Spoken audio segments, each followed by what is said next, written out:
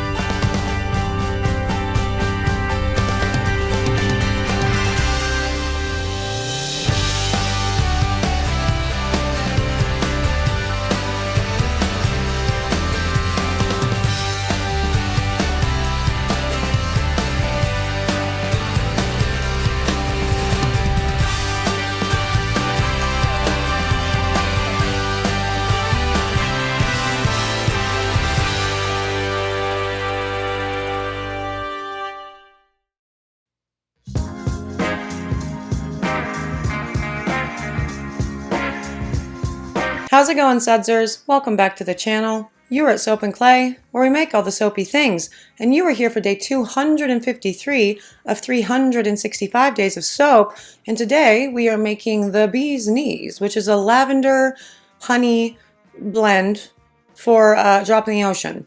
Now, this does not actually contain any honey. We do vegan for Drop in the Ocean's product line, and so we do not put honey into it, but it does have a delightful sweet scent paired with that really bright, crisp lavender. And then I use some bubble wrap on the top to make it look like a honeycomb. It's very cool, and it's a beautiful spring/summer soap, and it's another way to pour a fast and dirty. Everything's been fast and dirty for the past couple weeks. I love that.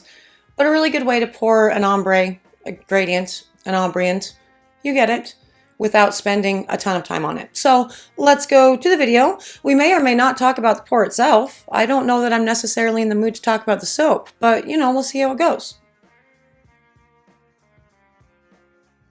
I am so loving all of the wholesale accounts that are like sending me their spring line and their summer line orders right now, because that means like spring's here. And I'm super excited about that because, like I've said, less rain. I mean, not for me, but fingers crossed that we get less rain. But this is one of the spring soaps for a Drop in the Ocean. And this is called the Bee's Knees in her line. And it is a lavender lemon honey blend, scent of honey. And by scent, I mean I had to do everything with essential oils because that's what we do for a Drop in the Ocean, which is always so much fun because she's strictly an essential oil line only. And I love creating new essential oil blends that smell like things that don't exist in essential oil form. I mean, obviously, lemon and lavender do, but honey, well, that doesn't. There's no honey essential oil. So you have to have fun in other ways. And so I get to do that. And I also get to do that with one of my favorite pours on the planet, this one, because it's the Ombre Gradient. Ombrient. We've been here before. Let's go pour it, and you'll see what I mean. You know what's actually funny? My Soap and Clay Kidlet #1 is actually learning color theory right now, which is cool. I didn't realize that they taught wee babes that. I don't remember learning that, but it's awesome. And so I think by the end of all of this, I might actually know the difference between ombre and gradient because I have to listen to my kid because I love her. I mean, I don't have to listen to my kid. I genuinely want to listen to my kid, but because I love her and I want to be interested in the things that she's interested in. So at the end of this, I might actually know the difference between ombre and gradient. But as far as I'm concerned right now at this exact moment, it's the same thing. It's different names for the same thing. So we call it an ombrient. And basically what we do with this is I put just a towel underneath the soap mold to prop it up a little bit on an angle and just do a couple passes with the bucket.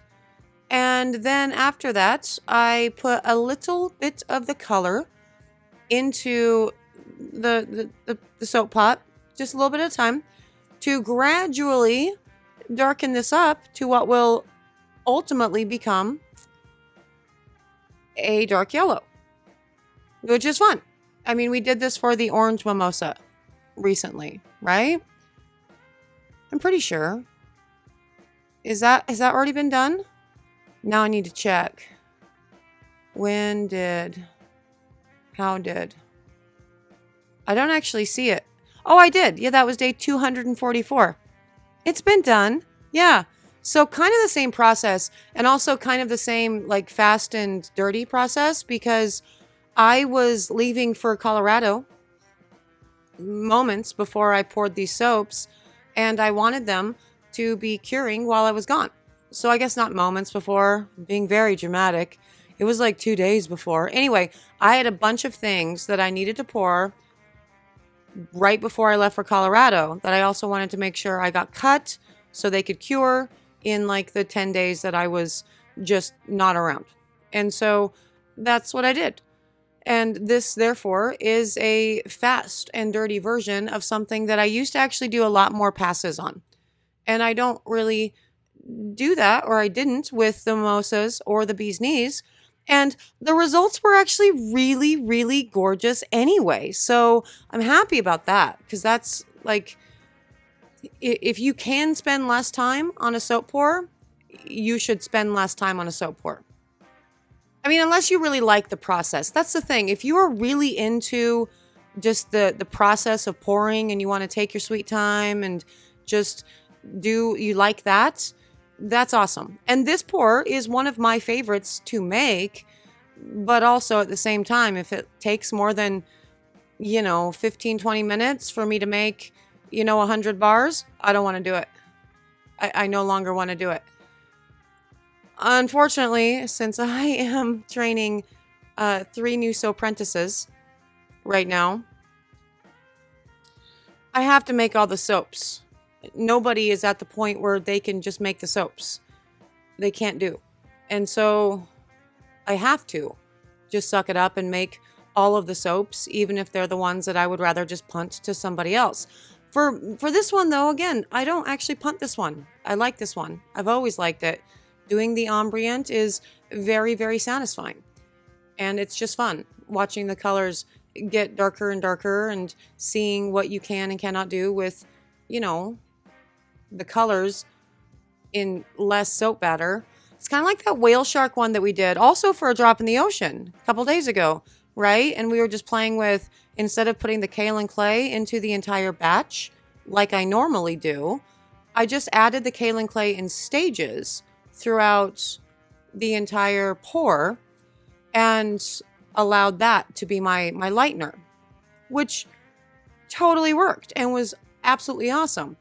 And I guess that was something, speaking of the kaolin, we didn't really have enough time to talk about that in yesterday's video, but you guys, for the sudsers that have been around for a long time, you sort of know why I make soaps with clay. But just in case this is the very first video you've ever been to ever, I make soaps with clay because clay soaps are awesome.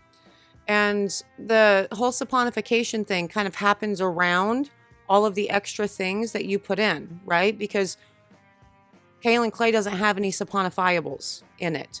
And so you're sort of trapping all of these different bits of clay into your soap. It becomes soap around it. And playing with the kaolin clay in different portions of the batter, I was honestly a little bit concerned about, like, will it fall apart? Will it break at certain area? It didn't. It was beautiful. So kaolin clay is a very forgiving thing that you can put into all of your recipes. And also the finishing touch for this recipe is lavender buds on the top, because again, lavender, lemon, and honey. And so to get the honey thing, I use just some cut up old, packing things that I just press down into the soap there. And so we're reusing something, and that's awesome. And I love that. And then it does get C-popped and gelled, because that's what we do with C-pop. And we will cut this tomorrow. But by tomorrow, it's right now for you guys. Let's go. Okay, and on to the cut, and a very crooked... What? Oh, okay.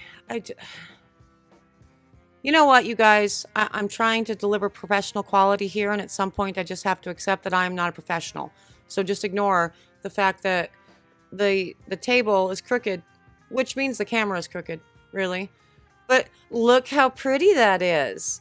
Light to dark at the top, all of the things, super gorgeous.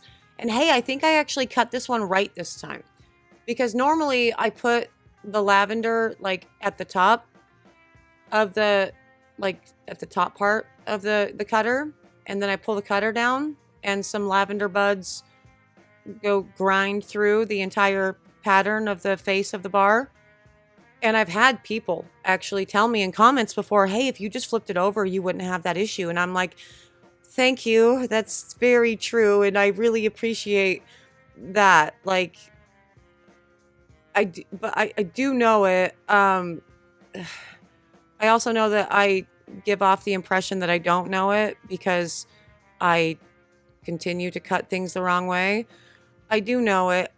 I'm so bad at doing it right. But hey, I did it right this time, which is the cool part. And those soaps, absolutely gorgeous. That is a beautiful ombre gradient, ombrient. And I'm totally here for that. I'm also here for my robe in the thing. In the Saturday Accidental Live that we do not speak about because it didn't happen, I was wearing a robe.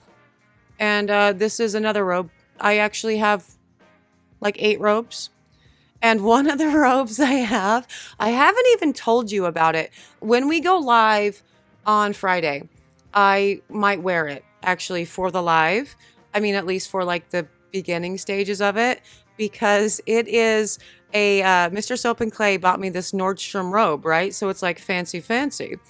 And he had embroidered on this Nordstrom robe, which is like one of those like waffle pattern robes that you would get at like a spa, right? So kind of that flat panel waffle texture thing. Anyway, he had embroidered on it, "Let's Make Stuff" or "Mrs. Soap and Clay." I forget which, above the pocket. And on the back, it's my logo in giant form. And so he told me, he was like, "This is your work robe. And then also here's your play robe, like your whatever." And so he got me 2 robes for Christmas, and I loved that. But I feel like a boxer, right? You know how the boxers come out in their cool silk whatever with like logos and stuff on the back? Like, except it's not a silk robe. It's like a terry cloth robe. It's a robe. Anyway, these bars are cool. The bee's knees is awesome. Spring is here, and I love this. And there it is, the bee's knees, and it certainly is that. Now, this particular bar was actually based on a drink, a cocktail, that's called the bee's knees. And so it's like a lemon, lavender, so yeah. And that, drink sounds delightful in and of itself. I've never had one, but it sounds cool. And that's what this soap was inspired by. And so every year, it's always nice to be able to break out the blend that I made for that and recreate these bars for a drop in the ocean. And so today, I get to do that and show you the process, which is cool. If you are interested in these soaps, you can get them right now at a dropintheoceanshop.com. She has a couple left, so go check it out. If you're interested in my soaps, hey, website's coming along, guys. Yeah, soapandclay.com is going to be back up and running in no time. Been saying that for months. It's been the longest break there ever, too. We've talked about these sorts of things on lives and in FAQs and whatnot, and, people asking what are the things that you wish you had done different or things that you can tell businesses when they're starting out. Don't burn yourself out. I've said it over and over and over again. Don't do it, because eventually it catches up to you. And this has been my season of it catching up to me, for sure. But I'm here with you. It's awesome. And that makes me very happy, too. I don't need to do all of the things to find fulfillment in life. And my sudsers appreciate that and are okay with that. And so thank you, sudsers, for being so. If you are interested in being a sudser, you can subscribe. That's cool. Do your thing. I really do appreciate you for joining me for another round of 365 Days of Soap. I am out of here for today. But I will see all of you guys again tomorrow for a really cool new recipe test day thing, because it's been highly requested and it's still going to be soapy fun.